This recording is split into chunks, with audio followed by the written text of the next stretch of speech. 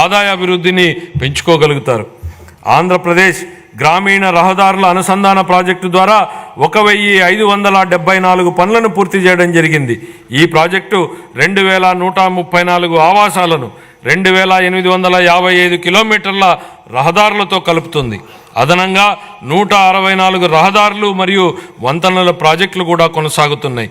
2024 ఆర్థిక సంవత్సరానికి గాను పంచాయతీరాజ్ గ్రామీణాభివృద్ధి శాఖకు 16,739 కోట్ల రూపాయల కేటాయింపును ప్రతిపాదిస్తున్నాను.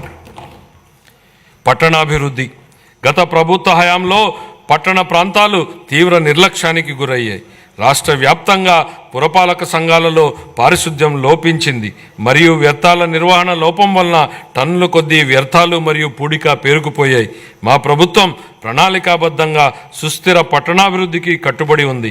విశాఖపట్నం, కాకినాడ, విజయవాడ, గుంటూరు, తిరుపతి, కర్నూలు తదితర ప్రధాన నగరాలను అభివృద్ధి చేయనున్నాం. 50,000 నుంచి 99,999 మంది జనాభా ఉన్ని రెండో తరగతి పట్టణాలకు భౌగోళిక సమాచారక వ్యవస్థ GIS ఆధారిత బృహత్తర ప్రణాళికలను రూపకల్పనకు శ్రీకారం చుట్టడం జరిగింది. అమృత్ 2 కింద జలవనరుల పునరుద్ధరణ, మురుగునీటిని శుద్ధి చేసి తిరిగి వినియోగించుకోవడం, వర్షపు నీటి సంరక్షణతో పాటు ప్రజలందరికీ సురక్షిత నీటిని సరఫరా చేయాలని మా ప్రభుత్వం భావిస్తోంది. అన్ని పట్టణ ప్రాంతాలలో పట్టణ మౌలిక సదుపాయాలు మరియు అత్యవసర సేవలకు సేవా స్థాయి ప్రమాణాలను సాధించడానికి ప్రణాళికలు రూపొందించబడ్డాయి. 5 ఏళ్లుగా కనుమరుగైన రాష్ట్ర కళల రాజధాని అమరావతి నేడు రూపుదిద్దుకుంటోంది. ప్రపంచ స్థాయిలోనే అత్యుత్తమ మౌలిక సదుపాయాలు, పెట్టుబడులు మరియు ఉద్యోగాలకు ప్రపంచ స్థాయి గమ్యస్థానంగా అమరావతి మారబోతోంది. అత్యంత నివాసయోగ్యమైన, సమర్థవంతమైన మరియు సుస్థిరమైన హరిత నగరంగా అమరావతిని తీర్చిదిద్దేందుకు మా ప్రభుత్వ ప్రణాళికలు దోహదపడ్డాయి. రాజధాని నగరంలో మౌలిక సదుపాయాలు అభివృద్ధి చేయడానికి మా ప్రభుత్వం కేంద్ర ప్రభుత్వం ద్వారా బహుళ పాక్షిక నిధుల సంస్థల నుండి 15,000 కోట్ల రూపాయల నిధులను పొందడం జరిగింది.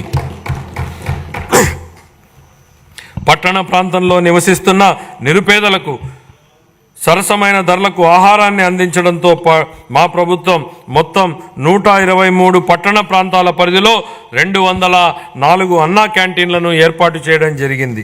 గ్రామీణ ప్రాంతాల్లో కూడా 158 అన్నా క్యాంటీన్లను ఏర్పాటు చేయడానికి ప్రణాళికలు సిద్ధం చేయడం జరిగింది.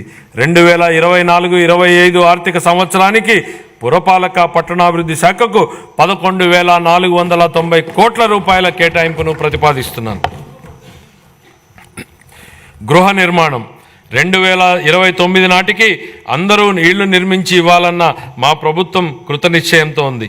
ప్రధానమంత్రి ఆవాస్ యోజన, NTR నగరాలు పథకం కింద ఆర్థికంగా వెనుకబడిన వర్గాలకు 25 లక్షల ఇళ్ల పట్టాలు ఇవ్వాలని లక్ష్యంగా పెట్టుకోవడం జరిగింది. ఈ నిర్ణయం ఆర్థికంగా వెనుకబడిన వర్గాల సంక్షేమ కార్యక్రమానే కాకుండా రాష్ట్ర ఆర్థిక కార్యకలాపాలకు కూడా ఊతమిస్తోంది. ఈ కార్యక్రమం కింద ఇంటి స్థలాన్ని కానీ పక్కా ఇళ్ళు లేని వారికి ఇళ్ల స్థలాల పట్టాలు మంజూరు చేయడం జరుగుతుంది. ప్రధానమంత్రి ఆవాస్ యోజన కింద 6.9 లక్షల ఇళ్ళు, ప్రధానమంత్రి ఆవాస్ యోజన కింద 1.79 లక్షల గ్రామీణ ఇళ్లను పూర్తి చేయాలని ప్రతిపాదించడం జరిగింది. ప్రధానమంత్రి జన్మన్ పథకం కింద నిస్సహాయ గిరిజన సమూహాల కోసం 15,000 పైగా గృహాలను పూర్తి చేయాలని ప్రతిపాదించడం జరిగింది. అన్ని శాఖల సమన్వయంతో హౌసింగ్ లేఅవుట్లలో మౌలిక సదుపాయాలను అభివృద్ధి చేయడానికి మా ప్రభుత్వం కట్టుబడి ఉంది. 2024-25 ఆర్థిక సంవత్సరానికి గృహ నిర్మాణ శాఖకు 4,012 కోట్ల రూపాయల కేటాయింపుని ప్రతిపాదిస్తున్నాను.